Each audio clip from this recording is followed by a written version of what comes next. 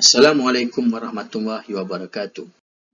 Saya Ahmad Auzani bin Razali bersama rakan saya Puan Wan Siti Nurul Hafizah binti Abdul Karim akan membentangkan tajuk kajian kami, persepsi graduan terhadap tahap perkhidmatan di Kolej Komuniti Selanda.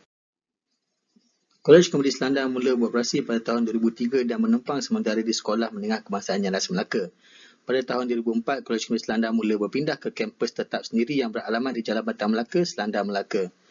Laporan kajian graduan Kolej Komuniti Kementerian Pengajian Tinggi Malaysia telah mula diterbitkan melalui kajian graduan 2003 dan 2004. Melalui kajian tersebut, keunggulan Kolej Komuniti dalam menjadikan pendidikan dalam jurusan teknikal, perakaunan, komputer dan landscape kepada para pelajar lapasan SPM telah berhasil. Oleh itu, kajian mengenai persepsi graduan amat penting bagi mendapatkan maklumat lantas memastikan keunggulan Kolej Komuniti Selanda dapat dilestarikan dengan penambahbaikan yang dijalankan hasil daripada kajian yang dijalankan. Laporan ini telah laksana dari peringkat bahagian pengurusan Kolej Komuniti, Kementerian Pengajian Tinggi Malaysia dengan kerjasama semua Kolej Komuniti yang terlibat. Produktiviti sebab organisasi perlulah seiring dengan era perubahan globalisasi. Pengalaman graduan semasa mengikuti kursus di Kolej Komuniti Selanda meliputi aspek kurikulum, pensyarah yang menjadi fasilitator utama pelajaran dan juga kemudahan dan perkhidmatan yang disediakan perlulah mendapati perubahan semasa. Oleh itu, persepsi pelajar terhadap aspek-aspek tersebut diperlukan bagi menambah baik bagi masa akan datang. Rajah 1 menunjukkan komposisi responden mengikut kursus.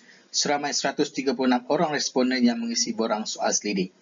28 daripada program landscape dan pengurusan nursery, 27 daripada program penjujukan dan penyamanan udara, 43 daripada program perniagaan dan 38 daripada program sistem komputer dan sokongan.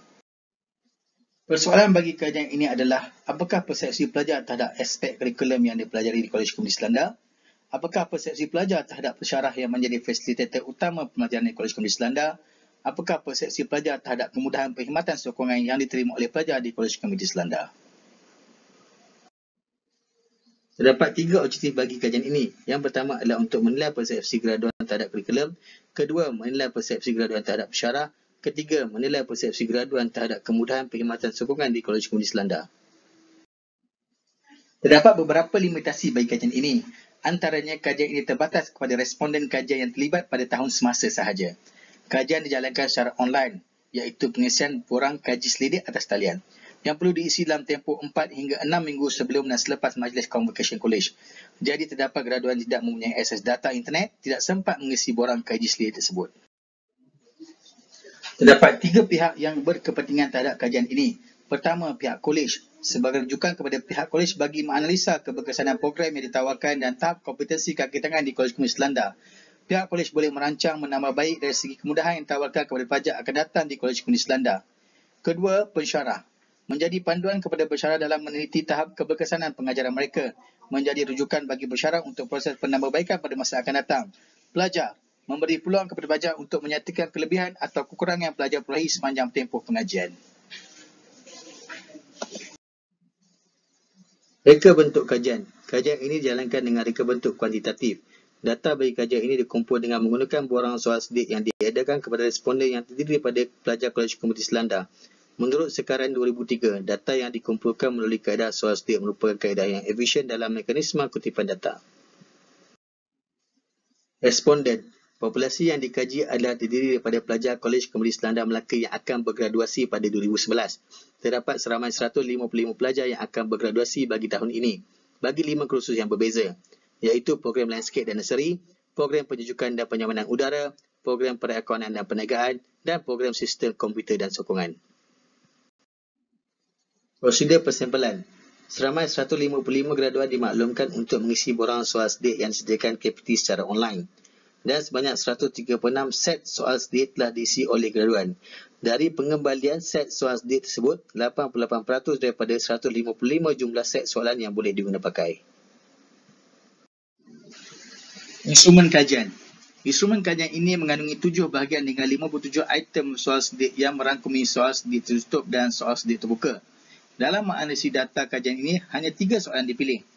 Kajian ini menggunakan perisian SPSS versi 17 secara deskriptif bagi menjawab semua persoalan kajian yang telah ditetapkan. Interpretasi min yang digunakan dalam analisis deskriptif ini adalah sebagaimana yang dicadangkan oleh J.W. Creswell dalam buku metodologi pendidikan tersohor beliau, iaitu Educational Research Planning, conducting and evaluating quantitative and qualitative research. Dalam bahagian A untuk borang soal SD yang diedarkan, responden ditanya mengenai persepsi pelajar terhadap aspek kurikulum yang dipelajari. Bahagian B soal SD terdiri daripada persepsi pensyarah yang menjadi fasilitator utama pembelajaran.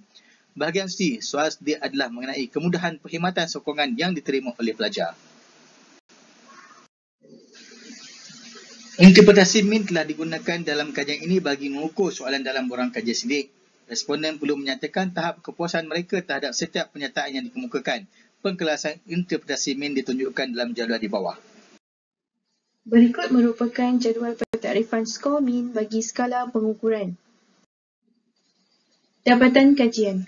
Analisa kajian ini dibuat menggunakan perisian SPSS. Hasil dapatan kajian dianalisis berdasarkan kepada analisis deskriptif.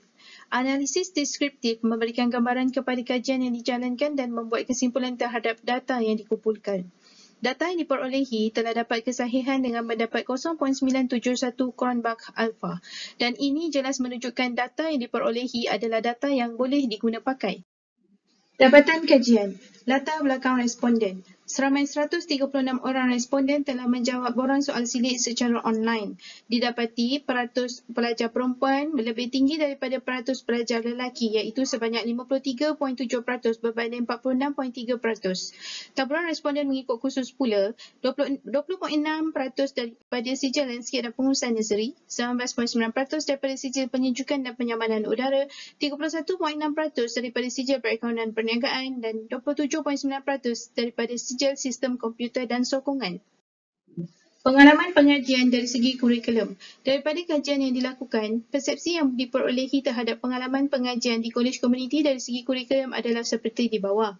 Jadual menunjukkan persepsi mengikut tahap kepuasan responden terhadap kurikulum di kolej komuniti Selanda, iaitu menyediakan pelajar untuk menghadapi dunia pekerjaan yang mencatatkan julat skor min yang tertinggi iaitu 4.15 di tahap yang memuaskan.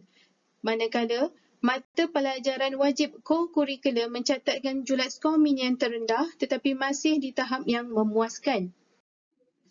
Bagi pengalaman pengajian dari segi pensyarah. Daripada kajian yang dilakukan, persepsi responden terhadap pensyarah adalah seperti berikut. Jadual menunjukkan persepsi responden terhadap pensyarah.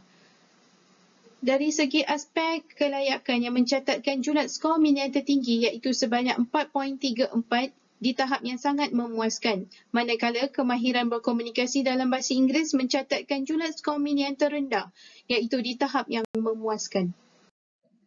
Bagi persepsi pelajar terhadap perkhidmatan sokongan pelajar. Daripada kajian yang dilakukan, hasil yang diperolehi terhadap persepsi pelajar terhadap perkhidmatan sokongan yang disediakan kepada pelajar sepanjang berada di Kolej Komuniti Selanda adalah seperti berikut. Jumlah sumber atau bahan yang mencatatkan julat skor min yang tertinggi di tahap yang memuaskan, manakala sumber dalam talian mencatatkan julat skor min yang terendah sebanyak 3.38 yang di tahap agak memuaskan. Graf menunjukkan hasil dapatan daripada persepsi pelajar terhadap kurikulum, hasil dapatan daripada persepsi pelajar terhadap pensyarah dan hasil dapatan daripada persepsi pelajar terhadap perkhidmatan sokongan pelajar. Kesimpulannya, kajian graduan 2011 ini telah menilai persepsi graduat Kolej Komuniti Selanda terhadap aspek kurikulum kolej, pensyarah dan perkhidmatan sokongan pelajar.